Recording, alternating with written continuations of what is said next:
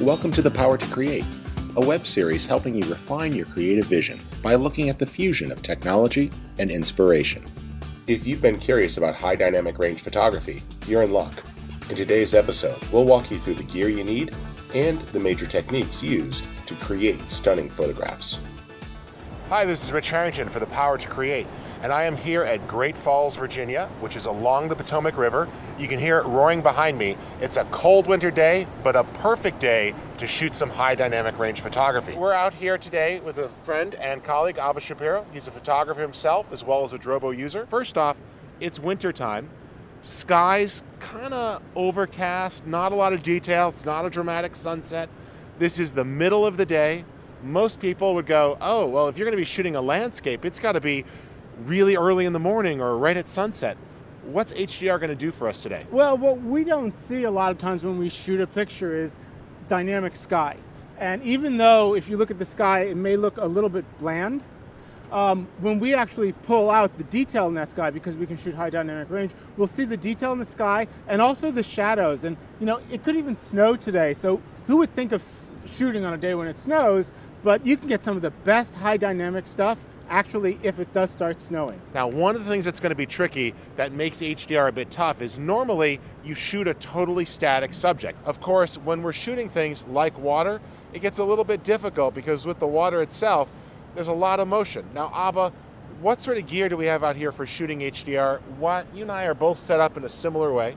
We have different cameras. We have Nikons and Canons. Yep. I'm using the 5D Mark III, which has built-in HDR capability and also the ability to bracket. And bracketing is something we're going to talk about, so you can actually shoot that dynamic range of the really bright highlights and still get detail, and the shadows and still get detail. And I've got a D600. Now, recommend highly that you use a solid tripod.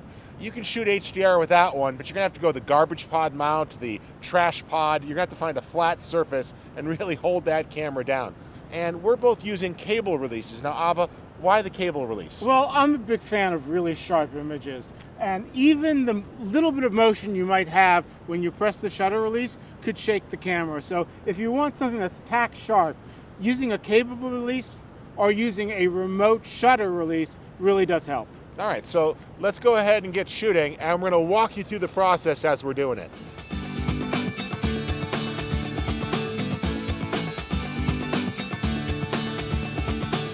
So the first rule you should think about when doing anything in high dynamic range, shoot raw. Never shoot JPEG if you're going to be doing high dynamic range. You want as much dynamic range to start with initially with each image. Now, a high dynamic range image says I'm going to take the brightest part, I'm going to expose for the middle part, and I'm going to expose for the darkest part. And then I'm going to merge all those images together. Built into the Mark III is the ability, if I wanted to shoot high dynamic range with simply a press of a button. So I can simply go in and I can switch over to a high dynamic range or an HDR setting. When I select that, I'll simply enable that, and I'll have a choice once that's enabled to either have the camera automatically determine how many stops brighter or darker, or I can actually select 1, 2, or 3 stops between the brightest, the standard, and the darkest image. And now all I have to do is take my picture. I'm going to go ahead and set my shutter speed and let it work with the aperture. And the reason I want to control shutter speed is I have a choice. Do I want to freeze the water, or do I want it to really flow? Do I want long exposures? Right now I want to freeze the water. So I'll bring the shutter speed up to, say, 1/500th of a second, and my standard ISO is going to be 100, and then 3.5 for my aperture, and it's going to open and close that down 2 stops. I snapped the picture, it snapped 3 images, and actually now it's processing it in camera to give me an HDR image. But I'm also saving the 3 original images if I want to take it into post-production, in which case I might be using either Nix software or Adobe Photoshop. Now, once the processing is done, I can simply press on the back. I can see in my histogram I have a nice balance. And I'm going to go ahead and zoom in here. And what we can see with the high dynamic range is I get a darker image, a lighter image, and a standard image, and then it blends them all together, so I actually get brighter and darker stuff. Now, You may not have a camera that can actually do HDR within the body of the camera, but that won't stop you from shooting HDR imagery. So I'm all set up with the Nikon D600. Nikon has built-in HDR capability as well, but in this case, it's going to depend on style of shooting. A lot of times that built-in HDR only works when shooting JPEG. Personally, I'm of the school of thought that I want the maximum flexibility, and I'm going to do that in post when I'm in a nice warm studio with total control in a color-calibrated environment. All right, let's walk you through the basic setup. First off, I've put the camera on continuous high. I'm a big fan that when I fire that shot, I want it to go through those brackets as quickly as possible. Generally speaking, once I set my focus, I'll turn off autofocus. Also, since I'm on the tripod, I've turned off the vibration reduction. I don't need any sort of image stabilization. So I'm going into the bracketing order here, and it depends on how you want to shoot. Now, I prefer to shoot the under, followed by the base exposure, followed by the highlights. I just find that a lot easier when I'm browsing in my application like Adobe Bridge or Lightroom to locate my images, but that's totally up to you. In this case, I'm shooting 3 shots. That's what this camera can pull off. In a lot of cases, a 3-shot HDR is perfectly fine. With the Mark III, I can actually bracket either 3, 2, 5, or 7 shots. 7 shots will give me a lot of latitude, but it might be overkill, and I want to go ahead and we'll do just 3 shots because a lot of your cameras may only have the ability to bracket 1 lighter and 1 darker. So now what I'm going to do is when I set up my camera, I can actually choose how much I want to bracket.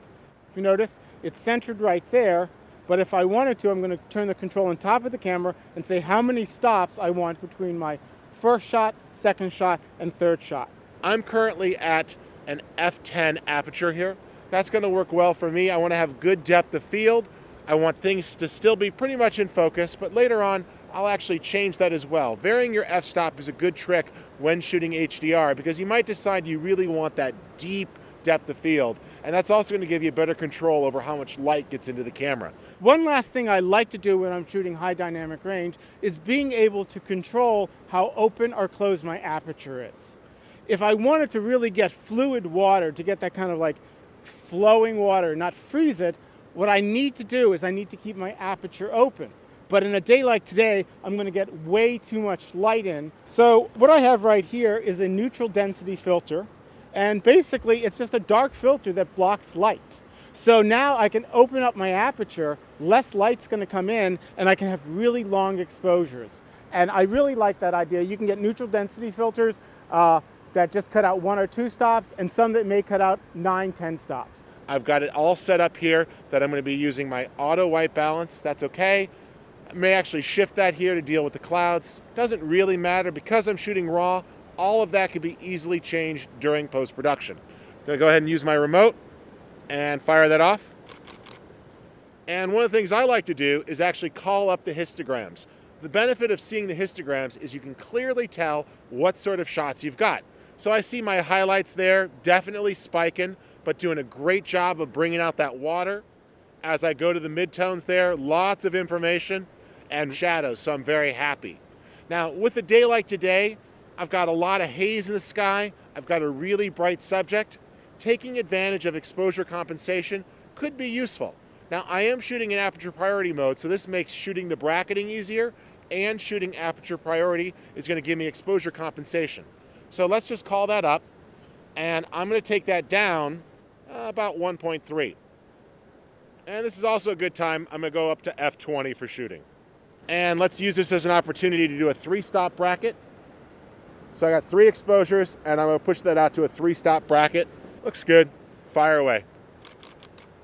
I'm much happier there using exposure compensation with that 3-stop bracket. My highlights are peaking there at the end of the HDR. It is a raw file, so I got lots of latitude for recovery. As I go over to the midtone, lots of information right there smack in the middle of the histogram.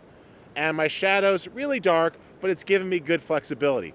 All right, Abba, I'm really curious to see what you got in the shots that I got. But actually, before we do that, what do we need to do with our images first? We need to back them up. Right. And so this is one of the big things that I'm a big proponent of, is making sure that you've got multiple backups. You and I both have Drobo Minis. Absolutely. What do you like about it? Well, I like the fact that I have really a backup of my backup, and it's high speed. Because when it's this cold outside, I don't want to stand outside and wait for it slowly to get off the card. Yeah. I like the fact it's a high-speed backup. I used to have to carry multiple hard drives. Now in one fell swoop, I can get it backed up, I'm comfortable, and I can get back into a nice, warm car. Yes, so actually that's what we're going to do, the backup. I'm going to head to the car and I'm going to start to back up my images. Pretty cool stuff, and I'd like to thank Drobo for sponsoring the show.